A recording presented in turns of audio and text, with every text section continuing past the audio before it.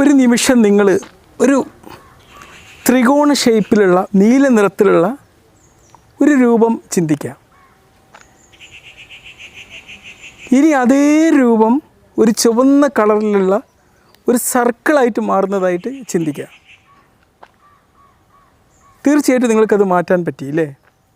ഇതേപോലെ തന്നെയാണ് നമ്മുടെ ചിന്തകളും. ഇന്ന് മനുഷ്യനെ അനുഭവിക്കുന്ന ഏറ്റവും വലിയൊരു അഡിക്ഷൻ എന്താണെന്നറിയോ? അത് ഓവർ തിങ്കിങ് ആണ്. ഒരുപാട് കാര്യങ്ങൾ അങ്ങ് ചിന്തിച്ച് കൂട്ടുക. ചെറിയൊരു വിഷയം കിട്ടിയാൽ മതി, അതിലൊരുപാട് കാര്യങ്ങൾ ചിന്തിച്ച് അവസാനം ഈ ചിന്തകൾ ഒരു വികാരങ്ങൾ അല്ലെങ്കിൽ ഒരു ഫീലിംഗായി, ആ ഫീലിംഗ് പിന്നീട് നമ്മുടെ ഒരു പെരുമാറ്റമായി, അവസാനം നമ്മുടെ ജീവിതത്തിൻ്റെ തന്നെ ഗതി മാറ്റിമറിക്കുന്ന ഒരു മഹാസംഭവമായി മാറുന്നൊരവസ്ഥ. ഈ ഓവർ തിങ്കിങ് നമുക്ക് ഈ ഒരു ത്രികോണത്തെ എങ്ങനെ സർക്കിളാക്കി മാറ്റിയോ അതുപോലെ മാറ്റിയെടുക്കാവുന്നതാണ്. നമുക്കൊരു ആൾട്ടർനേറ്റീവായിട്ട് ചിന്തിക്കാനുള്ള ഒരുപാട് ഓപ്ഷനുകൾ നമുക്ക് മുമ്പിലുണ്ട്. നമുക്ക് നമ്മിൽ നിന്ന് ഡിറ്റാച്ച് ചെയ്തുകൊണ്ട് നമ്മുടെ ചിന്തകളെ കാണാൻ പറ്റണം, അല്ലെങ്കിൽ അനുഭവിക്കാൻ പറ്റണം. അപ്പോഴേ നമുക്കിത് മാറ്റിമറിക്കാൻ പറ്റുള്ളൂ. ഒരു കാര്യം നിങ്ങൾ മനസ്സിലാക്കണം, നിങ്ങളൊരു കാര്യം ചിന്തിക്കുന്നുണ്ട് എന്നതുകൊണ്ട് നിങ്ങൾ ചിന്തിക്കുന്നത് നിങ്ങളാവുന്നില്ല, അത് മറ്റൊന്നാണ്. ഇപ്പം എൻ്റെ പേരിലൊരു ടീഷർട്ടുണ്ട്, ഒരു പാൻറ്റുണ്ട്, കണ്ണട ധരിച്ചിട്ടുണ്ട്. ഇതെൻ്റെ ശരീരത്തിലുണ്ട് എന്നത് കൊണ്ട് അത് ഞാനാവുന്നില്ലല്ലോ. അതേപോലെ നിങ്ങളിൽ നിന്ന് ഡിറ്റാച്ച്ഡായിട്ട് നിങ്ങളെ ചിന്തകളെ കാണാം. പലപ്പോഴും നിങ്ങളുടെ പാസ്റ്റ് എക്സ്പീരിയൻസ് ആയിരിക്കും നിങ്ങൾ ഇപ്പോഴത്തെ ചിന്തകളെ രൂപപ്പെടുത്തിയിരിക്കുന്നത്. പക്ഷേ ഇതേ ഒരു എക്സ്പീരിയൻസ് ആയിട്ട് നിങ്ങൾ പോയി കഴിഞ്ഞാൽ ഈ ഓവർ തിങ്കിങ് എന്ന് പറയുന്ന ഒരു അഡിക്ഷൻ്റെ ഫലമായിട്ട് നിങ്ങളുടെ ജീവിതം തന്നെ ആകെ അങ്ങോട്ട് കുഴഞ്ഞു മറിയുന്നൊരവസ്ഥ ഉണ്ടാവുക. നിങ്ങൾ ഈ ഒരു പാസ്റ്റ് എക്സ്പീരിയൻസ് ഉണ്ടാക്കിയ കണ്ണട അങ്ങോട്ട് മാറ്റി വെക്കണം. എന്നിട്ട് നിങ്ങളൊരു ഫ്രഷ് ആംഗിളിലൂടെ നിങ്ങളെ ചിന്തകളെ നിരീക്ഷിക്കാൻ പറ്റണം. ഇപ്പം നമ്മൾ ശ്വസിക്കുന്നുണ്ട്, അതൊരു സബ് കോൺഷ്യസ് ആക്റ്റാണ്, നമ്മളതിനെക്കുറിച്ച് ശ്രദ്ധിക്കുന്നേ ഇല്ല. പക്ഷേ നമുക്ക് വേണമെങ്കിൽ ബോധപൂർവം ചിന്തിക്കാം.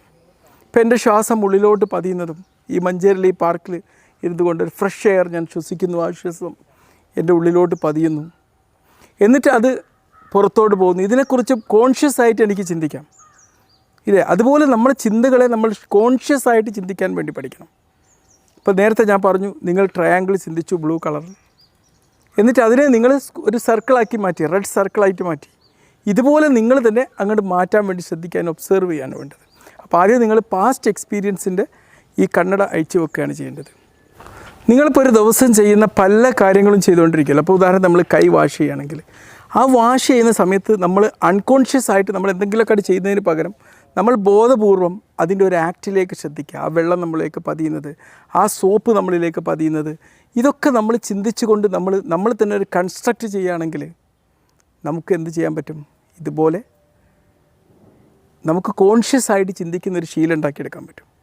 അപ്പം നമുക്ക് എന്തെങ്കിലും ഒരു മോശം ചിന്ത നമ്മളിലേക്ക് വന്നു കഴിഞ്ഞാൽ അതിൻ്റെ ഓപ്പോസിറ്റായിട്ടുള്ള മറ്റൊന്നിലേക്ക് നമുക്ക് ബോധപൂർവം ഇത് ട്രാൻസ്ഫർ ചെയ്യാൻ പറ്റും. നമ്മെ അലട്ടുന്ന പല ചിന്തകളെയും കൺസ്ട്രക്റ്റ് ചെയ്യുന്നത് നമ്മുടെ പാസ്റ്റാന്ന് പറഞ്ഞു. അപ്പോൾ പാസ്റ്റ് ലൈഫ് നമ്മൾ ഉണ്ടാക്കിയ സ്റ്റോറികളാണ് ഇതിനെ കൺസ്ട്രക്റ്റ് ചെയ്യുന്നത്.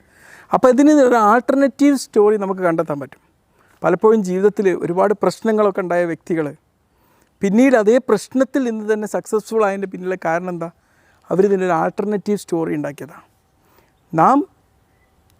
നാം എന്ത് ചിന്തിക്കണം, നാം എന്ത് ചിന്തിക്കുന്നു എന്നുള്ളത് നമ്മളുടെ തീരുമാനമാണ്. നമ്മുടെ കോൺഷ്യസ് മൈൻഡ് കൊണ്ട് ചിന്തിക്കാൻ നിങ്ങൾ ശീലാക്കി കഴിഞ്ഞാൽ നിങ്ങൾക്ക് ഇതുപോലൊരു ആൾട്ടർനേറ്റീവ്സ് കണ്ടുകൊണ്ട് ഈ ഓവർ തിങ്കിങ്ങിന് ഒരു പരിധി വരെ നിങ്ങൾക്ക് അണിഞ്ഞിടാൻ പറ്റും.